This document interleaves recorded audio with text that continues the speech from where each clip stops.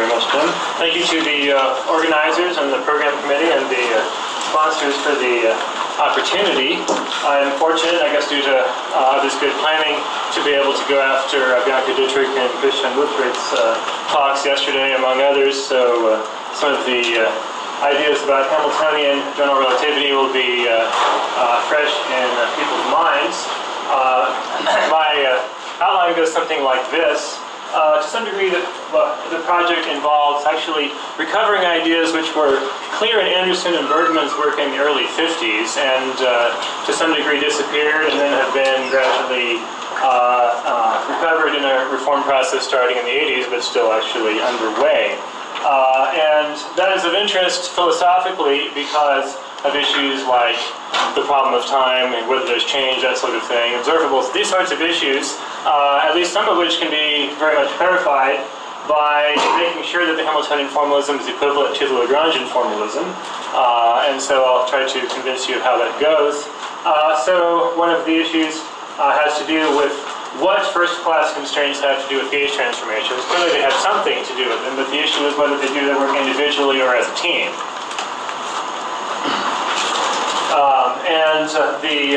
The early work of Anderson-Bergmann and the reforms from Castellani in 1982 and more recently have supported the team idea, so that's what I'm advocating.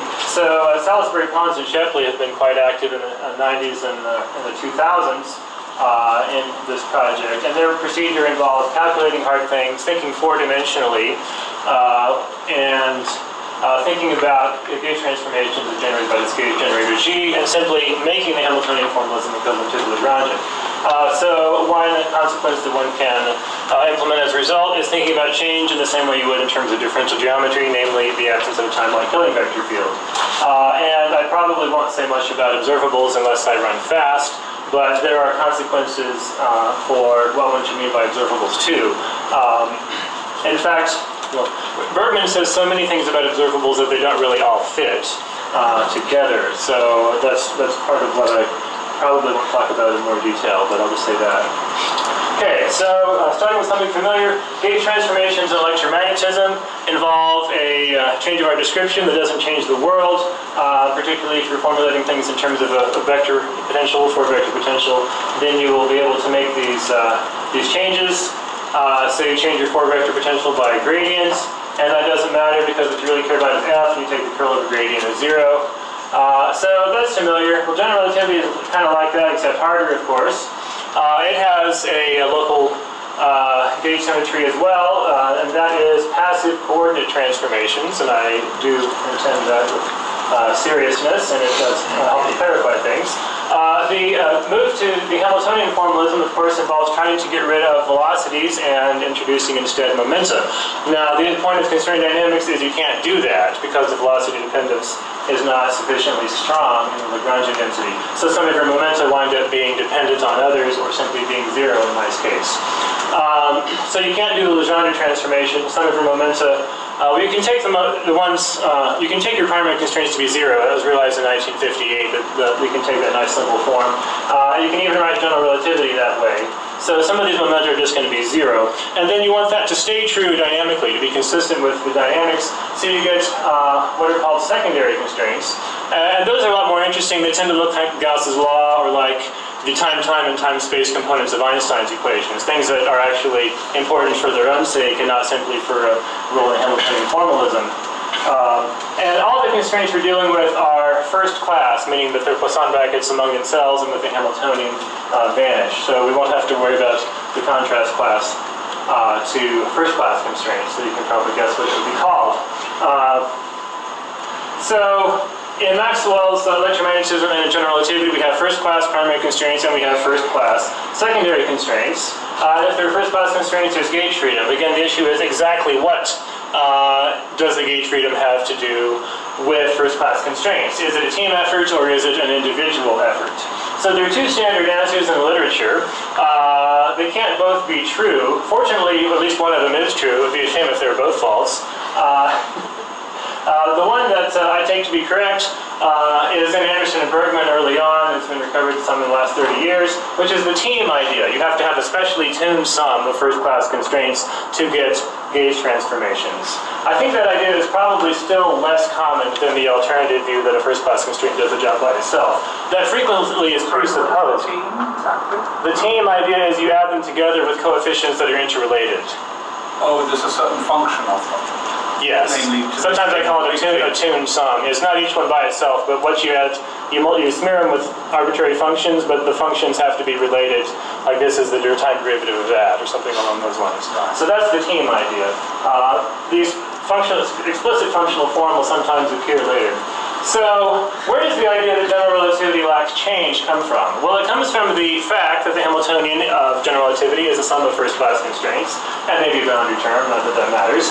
And the premise that a first-class constraint by itself generates a gauge transformation, which means that time evolution in general relativity, if you accept these premises, will merely be a whole heap of gauge transformations added together, hence no real change, no evolution, that sort of thing. So that argument is clearly valid. The issue to face is, do first-class constraints individually generate gauge transformations? If so, the argument is sound. If they do so only as a special team, then the question is the Hamiltonian one of those teams, or is it some other team that maybe does something different? Now, one should also be careful of what you mean about making no physical difference. In electromagnetism, you tend to leave you leave the state alone. In general relativity, the issue is leaving the history alone. It doesn't matter so much if you're just making spatial coordinate transformations, but if you're changing your time foliation as well, then you have to be careful there. Dirac tended not to be as careful there as Bergmann. So, interestingly enough, we'll be able to achieve some philosophical clarity, I argue, by getting our fingernails dirty with Poisson brackets. So there's a sense in which this talk may be the easiest because there's almost nothing quantum about it. On the other hand, it's probably going to be more technical than many of the others because I think one needs to have the technical issues set up in order to have the philosophical issues come out in a nice way. Okay, so we all, I take it, know what electromagnetic gauge transformations are. So those are books that I learned from, for example, pretty standard ones, at least in American education.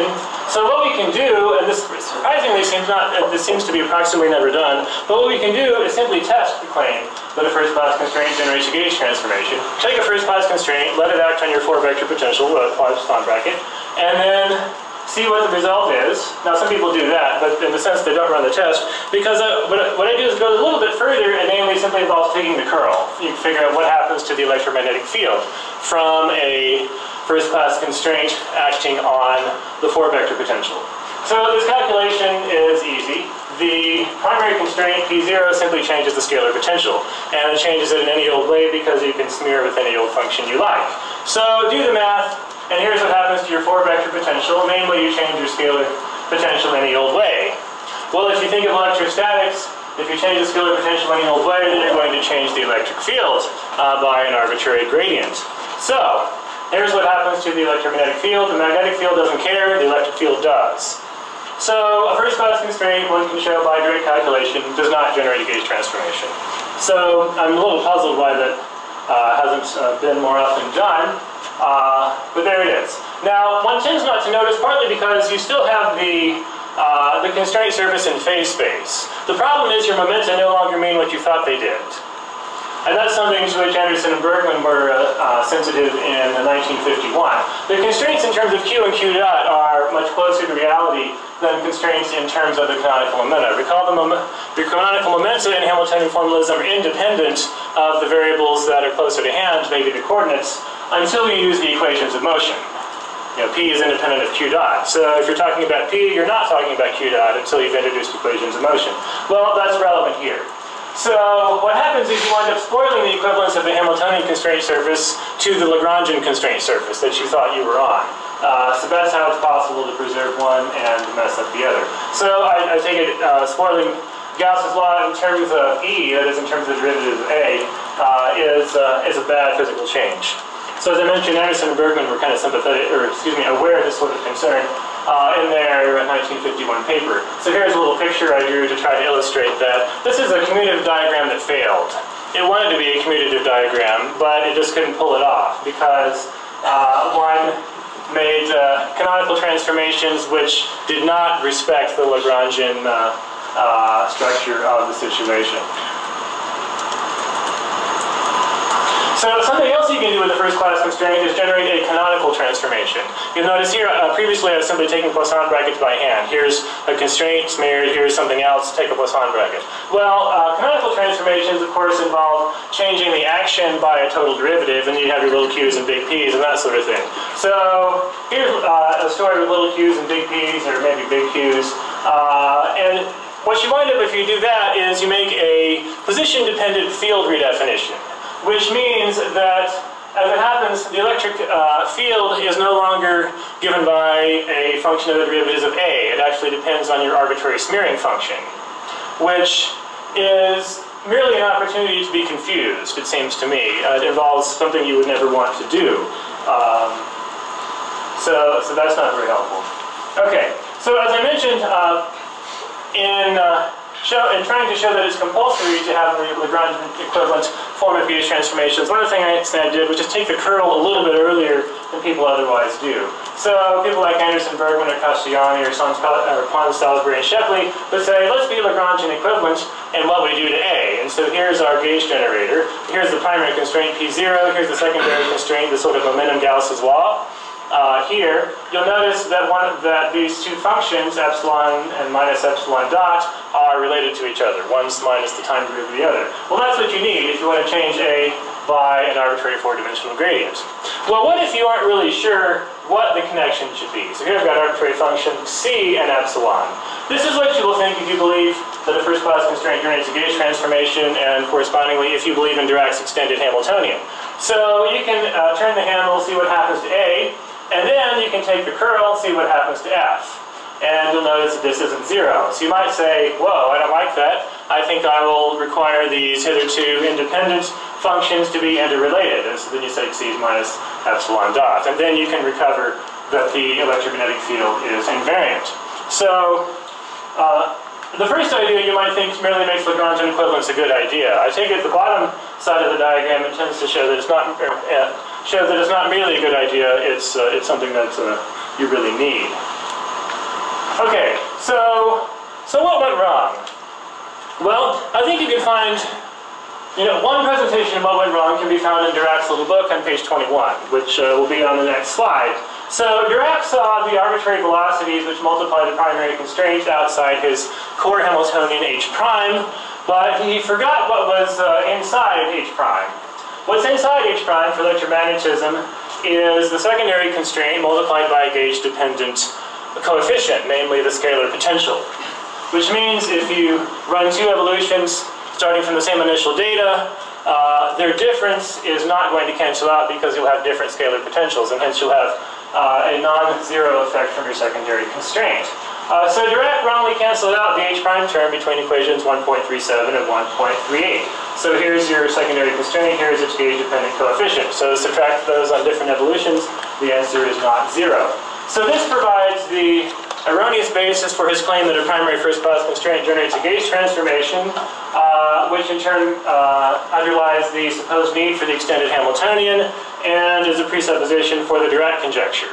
And unfortunately, this continues to be, this is especially popular in books on constraint dynamics, including standard ones and recent ones. So here's page 21 of Dirac. So here's his arbitrary, here's his Hamiltonian. He frames it in the language of mechanics, so you'll have to imagine there are derivatives in there too, if you like. So let G be some of the components of your four-vector potential. In particular, you can let them be A sub I. You'll notice, so these phi's are the primary constraints. And he's going to take two different values to start with the same initial data, run the evolution. So he's got a difference between V and V prime. But what happened to H prime? Well, H prime is gone. H prime is gone, and that's fine if there are no secondaries or if their coefficients are gauge invariant, but neither of those is the case. So unfortunately, equation 1.38 is just wrong. So that is the root of a lot of other trouble. Okay, well, what about general relativity? Analogous issues arise in general relativity. The primary constraints, which we've met a little bit, spoil the time-time and time-space component of Einstein's equations, because what they do is simply change the lapse and the shift in any old way based on your smearing function. Given our electromagnetic experience, we might expect what the secondary constraints will do, assuming we can make sense of this, is spoil them sort of the opposite way from what the primaries did, and maybe there's be some sort of, some way we can yoke them together, make them a special team so that everything kind of cancels out in the relevant sense you would expect, given you're making coordinate transformations, since have a Lie derivative left over. So we will hope that there is a combination of first-class constraints that will make coordinate transformations and leave things invariant, at least up to Lie derivative term. Well, the calculation is kind of hard to do by hand in the sense of doing an arbitrary sum of first-class constraints, but we can, given that we already know what the answer is, thanks to Castellani and so on, we can at least check. And there'll be plenty of Poisson brackets to do on the way. So, here we go. First of all, what do the secondary constraints in general relativity do? Well, here's H sub 0, and sometimes you'll read that it makes a change of time coordinates. And if you look at the three-dimensional metric, by the way, Latin indices run from 1 to 3, Greek indices run from 0 to 3. So this looks like a more or less time derivative, so that's good. But what happens to the lapse? Well, nothing happens to the lapse. And what happens to the shift vector, which I'm calling beta here? Well, nothing happens to the shift vector. So clearly these are not coordinate transformations. Otherwise, you would have had whatever the appropriate little bit of a Lie derivative looks like for the lapse and the shift, and these would be non-zero. So these are not coordinate transformations. And if they're not coordinate transformations, they're not gauge transformations. Now, H sub 0 will, of course, be part of the Hamiltonian, and it will be part of the Gauss generator, but by itself is neither one. Okay, well, what about the momentum constraint, H sub I? You will often agree that it generates spatial coordinate transformations. And if you look at these Lie derivatives here for the 3-metric and the canonical minimum, you say, yeah, that looks like a coordinate transformation of space. But then, again, look at what happens to the shift vector and the lapse. Well, the answer is nothing, because there is, you don't have the little p sub I and the little p in there. So these are not coordinate transformations, in much the way that the individual constraints in electromagnetism were not gauge transformations.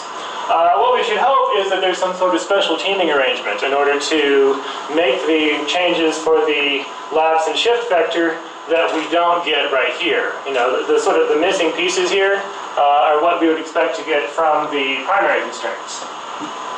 And indeed one does. Well, what are the Lagrangian or Q and Q dot constraints in general relativity? Basically the time-space components of the Einstein equations. What you get by projecting normally when you make a 3+1 split. So here's the momentum constraint in terms of Q and Q dot, basically a divergence of a velocity.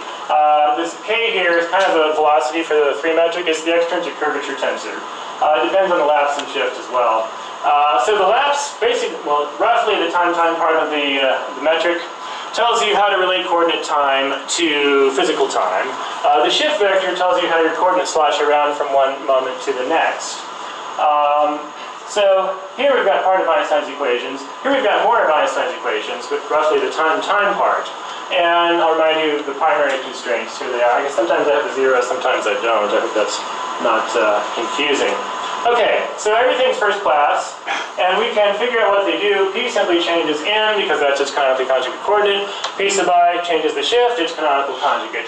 And when you use introduce arbitrary smearing functions, you change the lapse and shift in any old way. But what happens? Well, when you change them in any old way, nothing good happens. And you can just do this Poisson bracket, just look at the lapse dependence in here. And, well, here's the answer. So here's a Poisson bracket, and you'll notice that it's not 0. It's not a Lie derivative either. It's not really anything you'd want, actually. It's a bad physical change. It's kind of like changing the electric field in electromagnetism. So there's another first-class constraint that doesn't generate a Gauss transformation.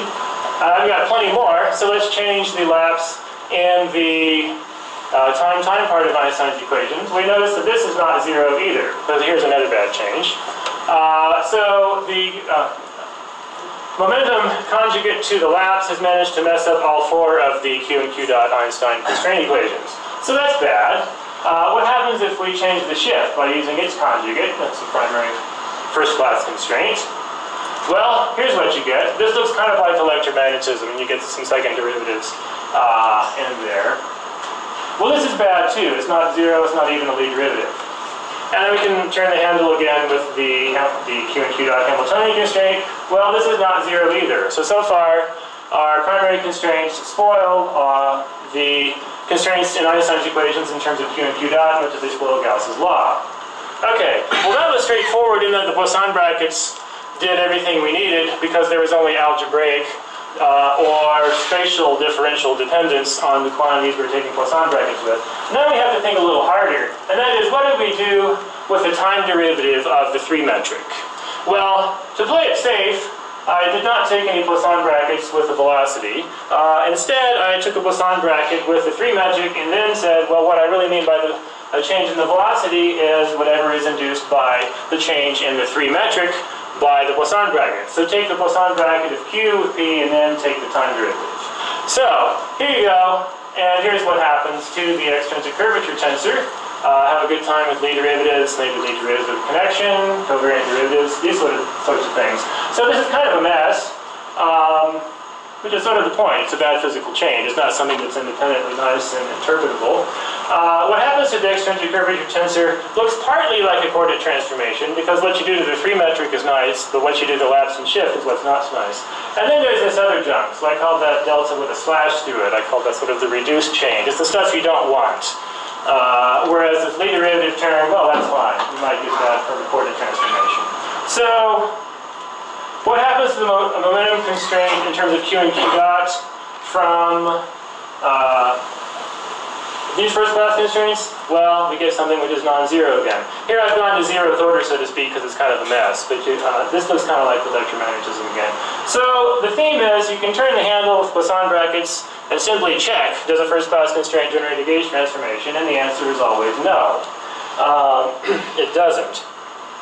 This is in electromagnetism.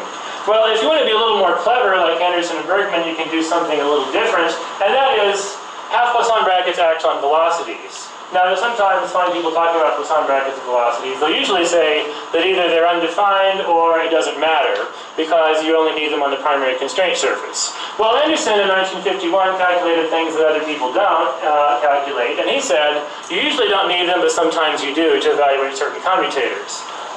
So, I mean, you actually do need an expression like this. Now, I haven't been able to understand the justification that Anderson and Bergmann give in their paper. It's rather brief. The obvious thing to do would be to read Anderson's dissertation. Unfortunately, it's been lost. So, if anyone knows of a copy, I'd be glad to see it, but Syracuse doesn't. So here's the Poisson bracket velocity. Basically, you pull the time derivative out. As I said, I don't really understand their justification, so I'm working on my own. Anyway, one can do that, and it's necessary for getting certain formulas to work out properly.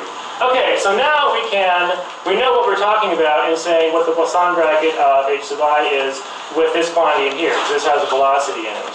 And so we can work it out and turn some more handles. So here are some more Poisson brackets. What did the Hamiltonian momentum constraints do to your Q and Q dot constraints?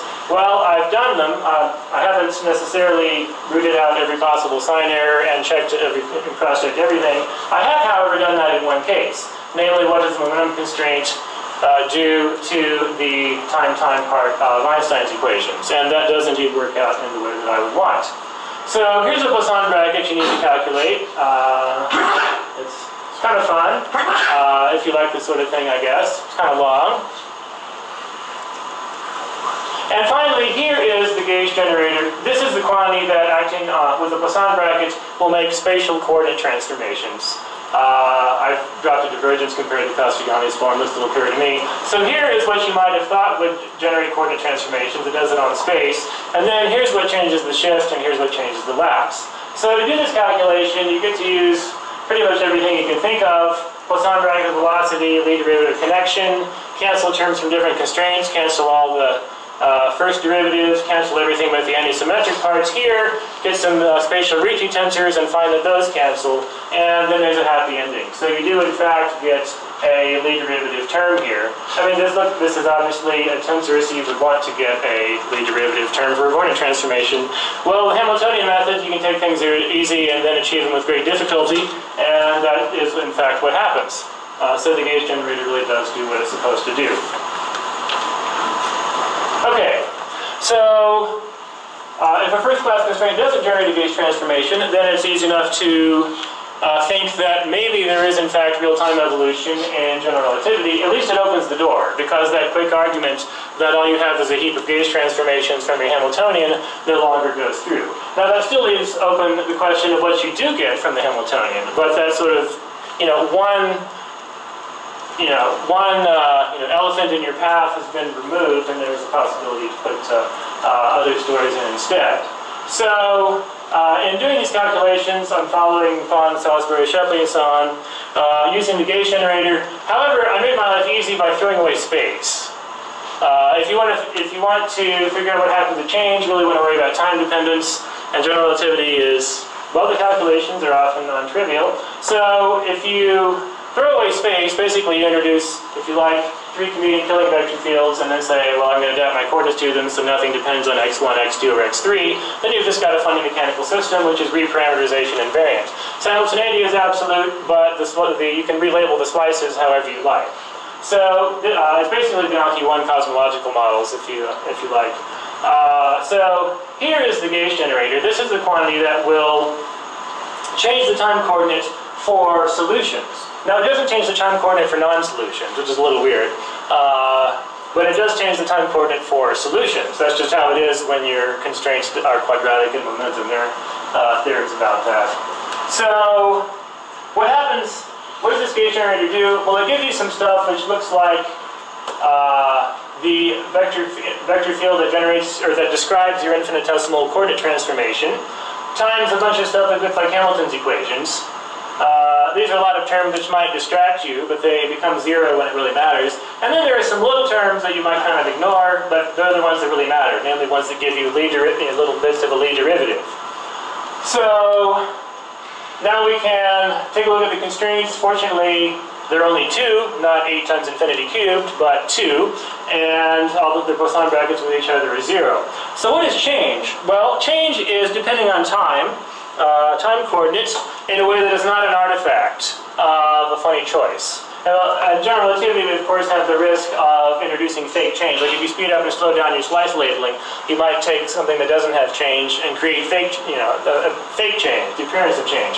So the way we avoid that is, of course, tensor calculus. So now I'll introduce a little logic. Upside down A, of course, is a universal quantifier. Backwards Z is an existential quantifier. So here we say for all time coordinates, there's change, there's time dependence, if the free metric depends on time, or its canonical minimum depends on time, or the lapse depends on time, because those are the only non-zero fields in the theory. And then, well, you realize n dot is very untrustworthy, so don't count on that for anything. On the other hand, these other variables are at least scalar densities under coordinate changes of time, that is, their being 0 or not is invariant. So we can throw away some quantification here, get rid of the lapse dot, and there's change, it turns out, if either the free metric or its canonical momentum depends on time. So that's fairly convenient. And now we can say, how does this relate to differential geometry? Because surely change should have something to do with not being stationary. And when people work on exact solutions of Einstein's equations, they'll say it's stationary if there's a time-like killing vector field. That means there exists a time coordinate such that nothing depends on it. Okay, well, when you throw away space, here's what's left of your infinitesimal coordinate transformations, apart from something that I'm ignoring because it's rigid. And so here's a Poisson bracket. This is off-shell. That is, I'm not using equations of motion here. So this looks kind of like what might be Hamilton's equations, right? And then there's some other stuff that doesn't quite fit, like this factor of epsilon. So how about this? Well, this looks good. This looks like a Lie derivative piece right here, because that's the same as here. So our Gauss generator is doing some good things for us. Well, now if we use Hamilton's equations, then we get some really great things, because what the Gauss generator does is indeed make time coordinate transformations for solutions. So everything works out. So that's nice. So we do indeed get time coordinate transformations implemented in the Hamiltonian formalism for solutions. Compare that to unclarity about where time coordinate transformations went. You'll notice it's very important to keep track of the lapse and shift if you want to tell the story. If you don't do that, you're going to have a very difficult time. And if you don't keep track of the primary constraints, you're not going to be able to do it by a Poisson bracket, which is nice, although maybe not crucial. Okay, So what's the connection between having no killing vector field and having Hamiltonian change? Well, now we can do a little more logic, and it turns out that everything lines up. So not having, so a change is the same as having no timeline killing vector field, and that is indeed what the Gauss generator generates using the Poisson bracket. So you can get the nice Hamiltonian implementation of the story. So there's change in general relativity, or at least in this toy model, beyond Q1 cosmological models, just in case there's no timeline killing vector field. The Hamiltonian formalism is equivalent to the Lagrangian formalism because, well, we wanted it to be. That's kind of the method of Poinsot-Salisbury-Shapley. You can do the same thing with a massive scalar field. Of course, change can now live in the scalar field as well as the metric. No extra quantifiers because there's no extra gauge group. I don't anticipate any particular trouble adding space back in or adding electromagnetism or anything along those lines. It'll be harder and probably not philosophically illuminating. But once you do that eventually. Well, I take it that this resolves the standoff between Ehrman and Maudlin and their exchange that we've heard a bit about. So Ehrman takes the constrained Hamiltonian formalism very seriously and says, well, it seems to say there's no change, so I'll attempt to believe that there's no change, and then maybe tell some sort of story about what to do about that. Maudlin says that's crazy, kicks a stone, and says, obviously there's change. I'm of course thinking of Samuel Johnson's response to Bishop Berkeley. And says that's crazy, so your Hamiltonian formalism. Now, Maudlin doesn't seem to think that the Hamiltonian formalism has merely been implemented in a faulty way. He seems to think the whole thing is just irreparable. So clearly I differ from Maudlin at that point. I think that it's fixed. And when you do it the right way, you do indeed find change. So Ehrman's fondness for the Hamiltonian formalism and Maudlin's fondness for good sense about change and observables, I take it, have joined hands once we've got the Hamiltonian formalism sorted out properly. So, I find that satisfying. Now, in a sense, it's not really a surprise because, as Pons and Shapley said, we want the Hamiltonian formalism to be equivalent to Lagrangian formalism, so we'll make it be equivalent to the Lagrangian formalism. And that's what you see Anderson and Bergmann doing early on, too. I mean, what other standards of success were there in 1951? There was not some sort of plausible body beliefs that one could use to test prior to that. Unfortunately, shortcuts were taken and trouble started. Okay, so here's a distinction between the Hamiltonian, which is this machine here, which builds the future in the past, takes a large machine. Here's the Gauss generator. Now, I haven't got the whole on-shell versus off-shell thing. I haven't got modal space or anything. This only works on, if not the actual world, at least on physically possible worlds. But anyway, it's fairly easy to take an existing road and repaint it, so you just need this little cart. You need a big machine to build a road. So these are clearly very different machines, much as the Hamiltonian and Gauss generator are quite different, despite, as it turns out, being made of the same pieces, more or less, put together differently. Okay, well, I could talk a lot about observables, but I shouldn't unless there's an outcry. I'll maybe say a few things about them. Bergmann says a lot of things about observables, and he's got about half a dozen papers that are relevant. When people talk about Bergmann observables, they usually have in mind a few lines from the paper in Reviews of Modern Physics. But he says other things in the equally important article, for example, from the Handbuch from 1962, where he'll say things like, observables are local. Which is interesting when you think of the theorems from people like Torrey to the effect that there are no local observables. So clearly, Bergmann's aspirations in terms of his verbal definitions on the one hand, and the technical conditions that people use in terms of vanishing Poisson brackets, which to some degree Bergmann includes as well, well, they don't really match. So I think I'm going to say there actually isn't any coherent concept of Bergmann observables. If by that you mean that you read everything that Bergmann wrote and try to fit it all together. I mean, there are a lot of interesting ideas, and you may be able to make several interesting concepts. One of them looks like true degrees of freedom. He wants to get rid of redundancy in the Handbuch article, for example. Clearly some notion of gauge invariance, or maybe covariance. I think covariance actually is part of the answer here, rather than invariance. Anyway, Bergmann says a lot of stuff. You have to read half a dozen papers to see it all, and there isn't any satisfiable concept that includes everything. I would contrast it with Dirac observables, which, despite having some technical problems like being based on first-pass constraints, and at least you can tell what Dirac was trying to do. So you can see how to fix it because there aren't competing conditions in there. So I don't think that there's necessarily a distinctive Hamiltonian problem unless you're trying to get observables to play all of the roles that Bergmann was trying to do, something like 2 degrees of freedom as well. And I think classical tensor calculus basically gives the right answer for these sorts of things at the end of the day. One has to make sure one individuates physical points in a physical way, not in terms of coordinate values, and to be satisfied with covariance rather than invariance.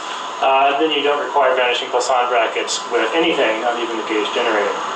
Okay, well, I probably said more than a little bit, but less than I otherwise might, about observables. Well, here is a nice line, a nice passage from Bergmann from the Handbuch article, where he says, local, local, local, local. So it would be a mistake to say that clearly Bergmann observables are integrals over the entirety of space. I mean, there is that too, but there's just an inconsistent grab bag of ingredients, and it's kind of, I guess, up to us what we do with them.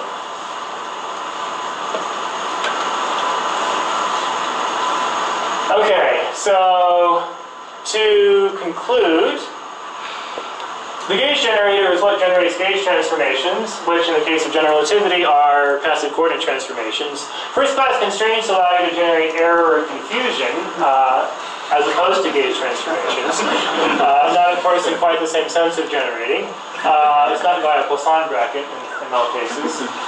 Gauge transformations, time evolution, and observables, it seems to me, all make sense, given this story, which is to try to recover Lagrangian equivalence, and not surprisingly, what you recover is Lagrangian equivalence. Sorting out Bergmann's observables, unfortunately, I mean, I think if you're interested in what can be observed, I think that's clear enough, although I don't know if that was what my story was convincing or not. Unfortunately, I don't have any insights into the role of question, which things should you quantize? As I said, 2 degrees of freedom seemed to be one of the roles he wanted to play. Keep in mind, Bergmann wrote this stuff pretty early, and ADM's work did not exist when Bergmann had largely thought these things out as much as he did. So, that may be part of the answer to what he was looking for. Now, another thing I'm not sure about is whether the many tempting slight falsehoods about Hamiltonian general relativity are merely harmless blemishes, or do they actually affect theory construction and choice in quantum gravity? So maybe some of you can answer that question. I think classically there is no problem with time in general relativity anymore, but quantum mechanically there is a problem, and much of it has to do with implementation of constraints. So maybe there's another way to implement the constraints in quantum gravity such that the role of the Hamiltonian and the role of the gauge generator stay clearly distinct. I don't have such a story to offer you. Possibly Sugano in the 1980s and some papers in Progress in Theoretical Physics did have that story. So I don't know how to tell you which quantities get hats or any of those distinctively quantum mechanical things. Maybe you all can tell me that. And it may well be the case when you take the primary constraint seriously that maybe the lapse and the shift will have played more of a role. That clearly will depend on how you implement the constraints at the quantum mechanical level, and as I said, I don't have any special insight into that. Thank you.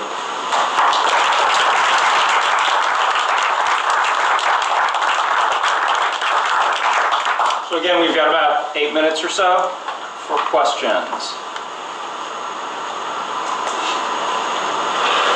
Bianca. So in the Lagrangian formalism, you would agree that if you multiply observers are the ones we should look at? You notice I never use the word diffeomorphism.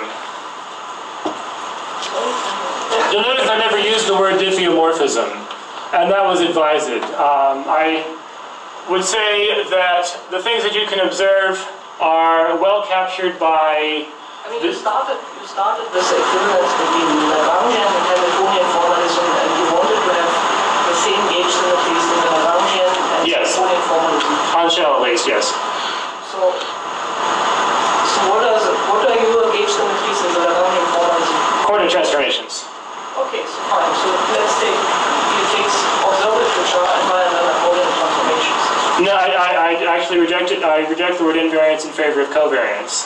At least if you're talking about getting numbers. So you could actually, as I was about to say, I think the notion of geometric objects in the sense of Schouten, Ninehouse, maybe Anderson, Troutman, particularly Troutman in his Brandeis lectures, I think gives the right way to think about this. So a geometric object is a set of, for every point P and every coordinate system, a set of components in a transformation rule, which means you do in fact have physical points P in your story. You don't simply individuate things by X. I mean, that's a disaster to just have X. You need P in there. On the other hand, one thing you never do is take the fields at P and mail them somewhere else. Because in accord with Einstein's point coincidence argument, if you try to move the fields, well, P goes with it. P goes with the fields because the physical points are physically individuated by virtue of what happens there. So on that view, if you try to make an active diffeomorphism, nothing happens. And I refuse to mathematically individuate points in a way that's distinct from the physical individuation. So consequently, the gauge symmetries are coordinate transformations, and things are observable if they are covariant in the appropriate sense. So that's what I had in mind in saying the classical tensor calculus was the right language for figuring out what's observable, and you get the same old Lagrangian answers all over again. That doesn't help with quantization, of course. So the main point seems to be that you introduce P's, points, which I think many people would agree that there are no such things like points which you can distinguish. Well, no, you don't distinguish them in a primitive way. But primitive individuation is a feature of active diffeomorphisms. You can't make such things unless you say that you can distinguish P from what happens there. So that's what I refuse to do. And at that point, I'm at least on the side of Einstein, and I think perhaps Jeremy as well. So clearly, your stance on the whole argument is going to, what you do about that is going to play a role. My view is, I view active diffeomorphisms as akin to it's sort of like building a building, discovering you don't need it, and knocking it down again. If you know that physical individuation depends on what happens there, then I don't see the attraction of individuating points in a way that is separable from the field content. Now, as a result, to some degree, if you talk about P, you have to do so proleptically. You don't, that is, you don't know which points are P until you have run the initial value problem to actually get there. And so that's the solution to Bergmann's worry about how you can't say what the field values at X are, because, I mean, who knows where and when X is. And that, I mean, the solution is similar, I suppose, to partial observables in the sense that points are individuated by virtue of what happens there. It's a simpler and I think clearer way to implement that point. But you're individuating points by... I think it would start with your axiom, which is very different from many other people's point of view, that is you add P's. And then it's clear that we get a completely different result. That I add P, I'm not sure what you mean by it. You mean as opposed to just having X's? Yeah, you're adding this information, and you start with axiom, so you can distinguish different space-time points. It's completely different from... Well, no, you can only distinguish them after the fact. And that's yeah, maybe it comes after the fact.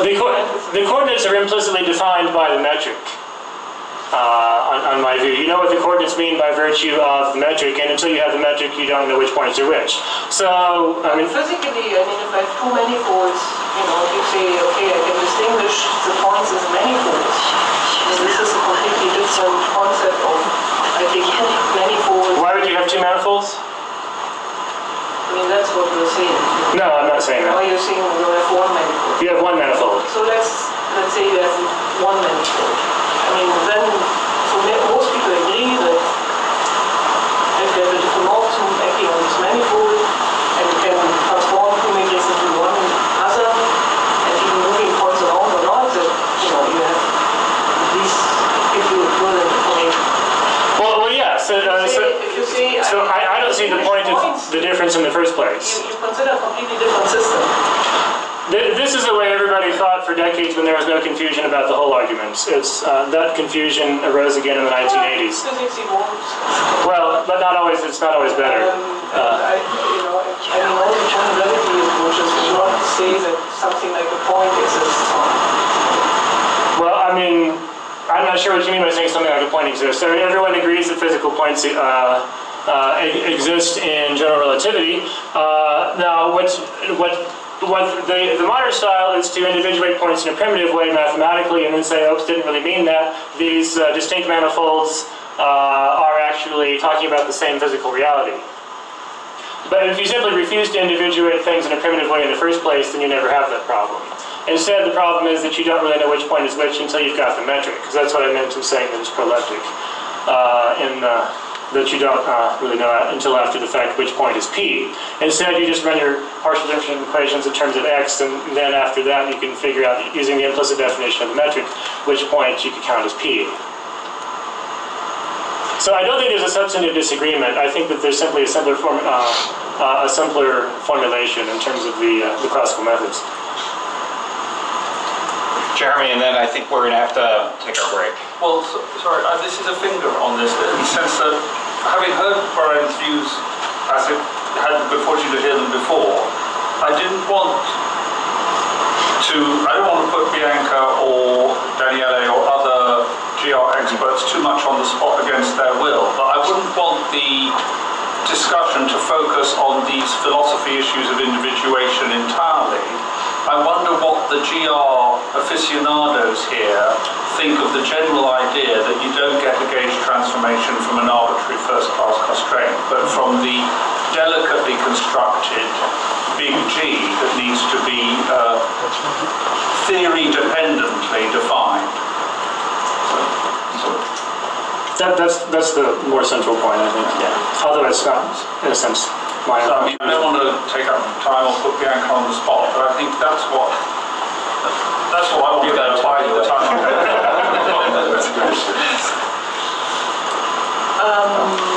One quick last follow-up. Go ahead. Yeah, I think this is a special example where you get some final constraints which act on the Lagrangian multipliers. So in this sense, it's kind of special. So in the end, you get four gauge transformations, which gives you the four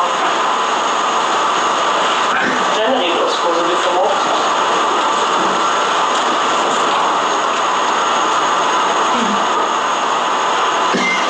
Should we leave that?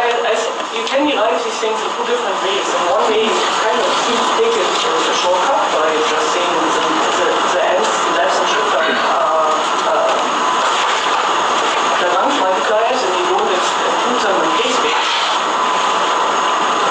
And afterwards, it's always possible to reconstruct how should lefts and shifts change together with Hamiltonian. As long as you actually do. Calculation is actually a bit easier if you take the higher. If you take the high variables, but you're still left with the four difference. Yeah, the main issue. More evolved paths, in principle, there's, if you go to the right box, it's really discussed, you have the lefts and the shifts, the primary constraints, and the secondary constraints. I think there's a subtlety that you might have to add some additional constraint, because here it's given as a momentum conjugated to the lefts and shift. That's momentum conjugated to the lefts and shift, but then you have n dot unequal to 0. So I think there might be some additional constraints which should actually connect the time derivative of lefts and shift to these momentum. Give Brian the last word, and then I think we'll take a break. Yeah, I mean, the really crucial point is to make sure that you change the lapse and shift in the right way. It's of secondary importance that you do it via a Poisson bracket with this great big phase space. I mean, that has its attractions. But the main thing is make sure you do it somehow or other. But what I wanted and to that's say, not always done. What I wanted to say from the observative point of view, if you want to change the covariant, I mean, you started with the same gauge chemistry, the covariant and the Hamiltonian formalism. So I think from the observative point of view, if you want to say, okay, diffeomorphism in the covariant formalism are the gauge symmetries, and you get diffeomorphism in line observables, I think it's completely clear that the Dirac observables can reconstruct all these observables and that there is a one-to-one relationship. That's what is actually proven.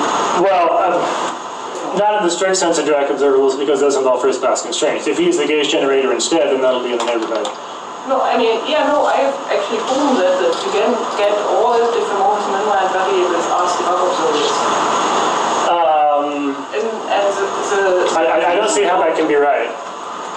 mean, about local observables and non-local observables, for instance, with Bergmann is also the question, what do you understand as local observables and non-local observables? You have to be careful there. If you just ask about equivalence between Hamiltonian and Lagrangian formalism on the level of the observables, and you want to say take diffeomorphisms as gauge symmetries in the Lagrangian formalism, you get to the notion of Dirac observables. It's basically the same thing.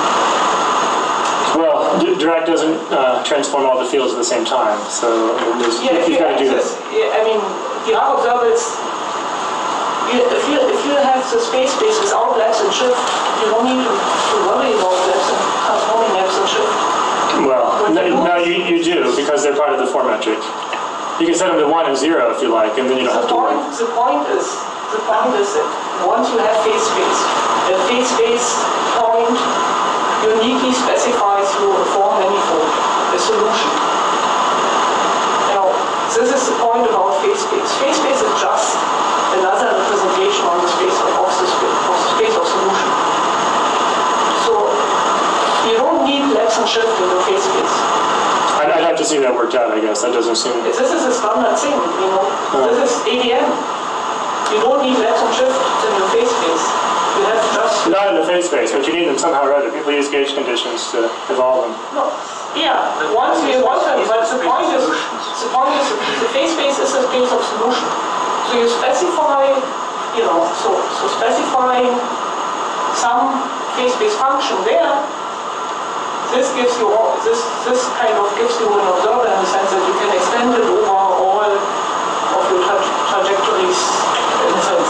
You're saying the whole trajectory, not just an instant. Yeah, so the that might be true. Yeah, so once you have one phase space point, that specifies your solution. Okay, it's 11:15, so I'm going to have to cut this off. Sorry.